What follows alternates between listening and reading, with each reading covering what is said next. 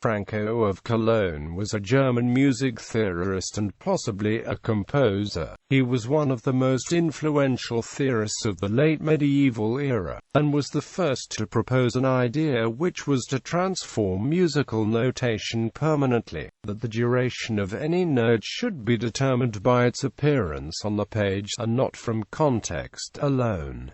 The result was Franconian notation. Life. Some details are known about his life, and more can be inferred. In his own treatise he described himself as the papal chaplain and the preceptor of the Knights Hospitallers of St. John at Cologne, an extremely powerful position in northern Europe in the 13th century. Other documents of the time refer to him as Franco of Paris, as well as Franco Teutonicus, since his writing on music is intimately associated with the Notre Dame School of Paris, and his Teutonic origin is mentioned in several sources. He was probably German, probably traveled between Cologne and Paris, which had close relations during that time, and probably had a musical position at Notre Dame at some point, perhaps as a teacher, composer or singing master. Jacques of Liege, in his early 14th century Speculum Musicis, a passionate defense of the 13th century Ars Antiqua style against the new, dissolute and lascivious Ars Nova style, mentioned hearing a composition by Franco of Cologne, a motet in 3 voices. No music of Franco with reliable attribution has survived, although some works of the late 13th century, from Parisian sources but stylistically resembling German music of the time, have on occasion been attributed to him. Writings.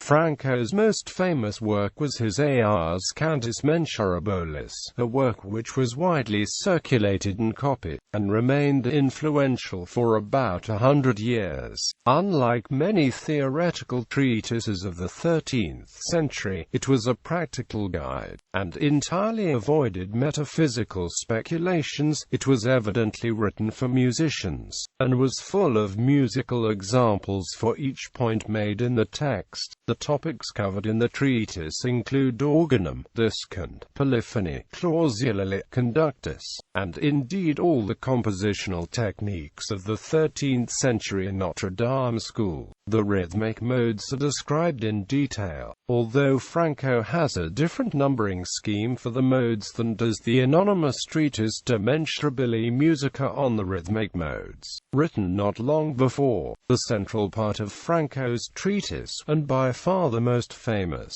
is his suggestion that the notes themselves can define their own durations. Formerly, under the system of the rhythmic modes, rhythms were based on context. A stream of similar appearing notes on the page would be interpreted as a series of long and short values by a trained singer based on a complex series of learned rules, while the old system was to remain largely in place for decades longer. Under Franco's method, the notes acquired new shapes indicating their duration. For the evidence of the spread of his treatise and the writings of later scholars, this innovation seems to have been received well. Then again, Franco was a papal chaplain and a preceptor of a large body of knights, and the acceptance of the method may have had little to do with democracy. The consensus date of most medieval music theory scholars on the Ars Cantis Mensurabilis is about 1250.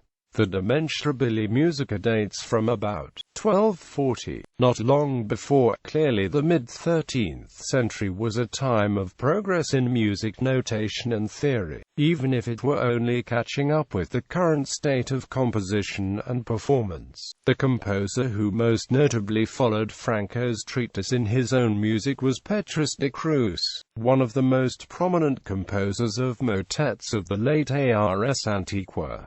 The Franconian Motet. The Franconian Motet was named after Franco of Cologne. These motets, composed around 1250 to 1280, differed from the earlier Notre Dame motets in that they did not use the rhythmic modes. The triplum was more subdivided, and the multiple texts could also be in multiple languages. An example of a Franconian motet is Amours mi font en mi, Flos filius ius.